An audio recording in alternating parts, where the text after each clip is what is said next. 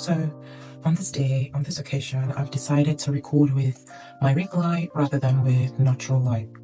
This is about the time I get home from work and I usually just do my night routine. There's still some daylight because we have longer days and shorter nights currently. It's the season we are in Europe. Yeah, some things I wanted to point out before I get right into it. This is a continuation from my Cosmelan incorporation into my routine, right? So for my night routine, I have 3 basic skincare products that I use.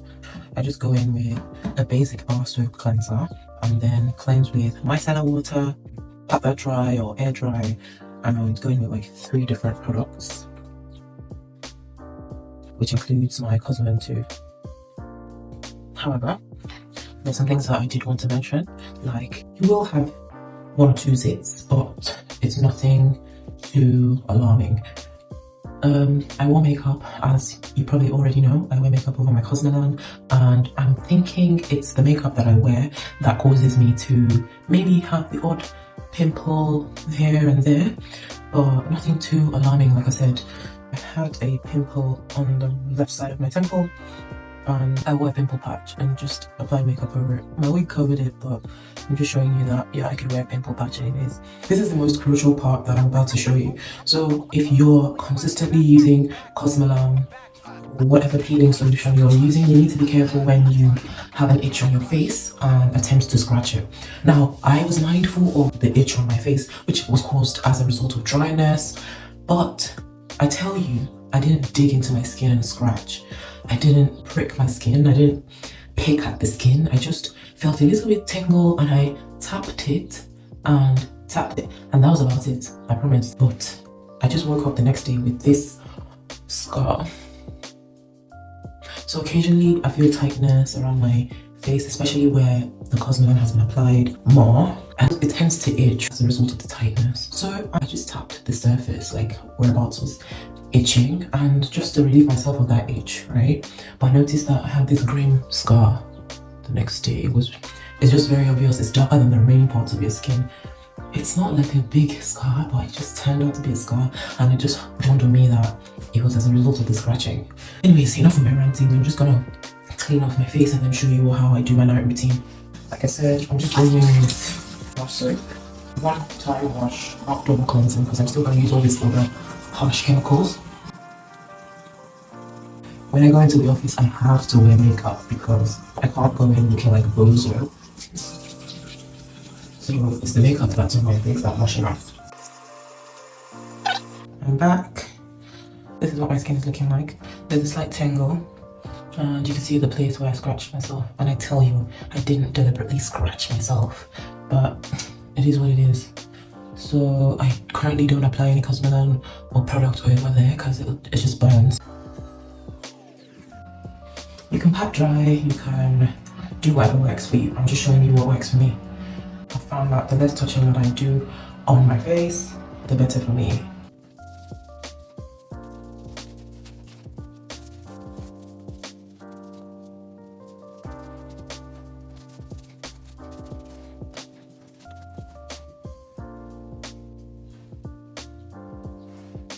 That's about it.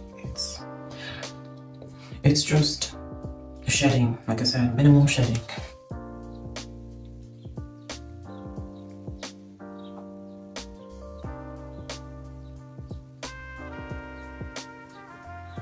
And then going with my lotion, just a few pumps on that.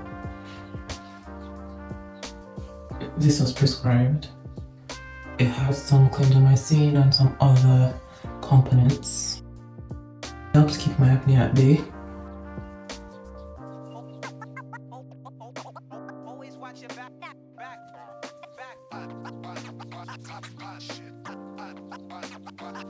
I try to avoid my eye area because it's just my preference, and articles that I read just suggest that that area has the thinnest skin, so I try to, as much as possible, avoid my eye area.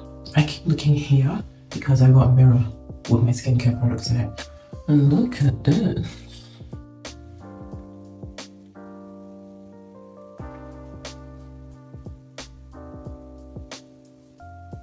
We're moving. Let that dry a bit.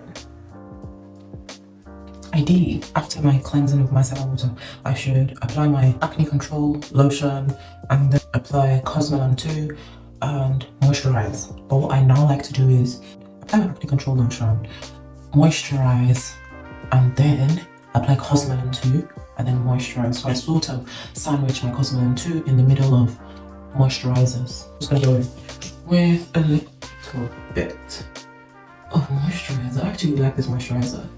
It's the one that came with Cosmelan, and it's almost gone. It's like up to here, and this is the umpteenth day. I most likely will need more soon, or I can continue with my La Roche-Posay. I actually do like this moisturizer. This isn't a sponsored ad, so I'm just giving you my personal reviews. I like this moisturizer. It's just so soothing. It's thicker than the Mesoaesthetic, but it is so soothing. I like the consistency of this one over this one, but they both feel so good and so soothing. So when I run out of this one, I just might carry on using this because it's equally as soothing. I think the only downtime for the Lipikar biome is I tend to feel it slide down. Do you know like how some sunscreens get in your eyes after applying them, especially those chemical sunscreens? How sunscreens get in the eyes, I tend to feel it like that. It doesn't sting or anything. If there's a sting, it's extremely minimal, but that's the only downtime of that particular La Roche-Posay. So if you ask me if I were to choose, I would choose this one, but the quantity is just so little compared to the Lipikar biome. I've taken some of my Cosmelan. I'm just gonna apply a little bit. It looks like peanut butter. Just gonna apply a little bit. My aesthetician told me to increase the amount that I now use. Rather than using a pea-sized amount, I now have to use a pea-sized amount and a half. And I rub that on areas that seem to have the most melanin. I can't imagine that I used to apply product on my face with both hands in the past. And that's the thing. You try to self-medicate or self-learn. You make some mistakes, right? Until you like consult with a professional. So when I was on my journey of trying to improve my skin myself without consulting with an esthetician, I would see skincare videos and people would say, oh, you don't rub, you apply, then you press, you pat, you do that, you do that. That's the day I was having this consultation with my esthetician. She then told me, apply a moisturizer, and then I applied a moisturizer and I rubbed it together and I was trying to pat. She was like, no, you're doing it all wrong. Just press out some of the product, put on your face, and you rub with like 3 fingers. Yeah, I even go a little extra now. I use 2 fingers just because I don't want to, waste the product on all the fingers. So yeah, this is how I'm literally going to go to bed. This is an up close look.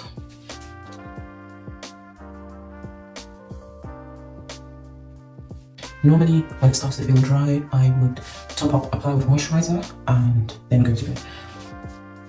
But for now, I think because I've still got some moisturizer on my skin, it feels okay. When it starts to feel dry and tight, I will come back and apply some moisturizer. And that will be literally it. All this consistency will reduce, but it's still going to do its job regardless, because I'll wake up in the morning and find that that area has some peeling, some shedding, not as deep as when I had the major peel session, but you would see some noticeable peeling. That's why I'm applying like this to prevent the leakage or whatever you want to call it. I apply petroleum jelly, just inclusive to keep the product from literally falling or touching my lips. I apply the occlusive on my lips, not on the product. Mind you, this is how I've always used my Cosmelan, right? Like I don't mean literally like this, but I mean I've always avoided my eye area and the corners of my mouth. But I will tell you, whenever you're shedding or whenever your face is feeling dry, you would feel your lips crack, like feel the corners of your mouth are about to tear. Yeah, so one thing I would say is avoid, by all means, going close to the corners of your mouth. Yeah, I guess that's it, guys. So I will see you in another video. But anyways, thank you for watching, and do have a good day or night, depending on wherever you are watching this from. Bye.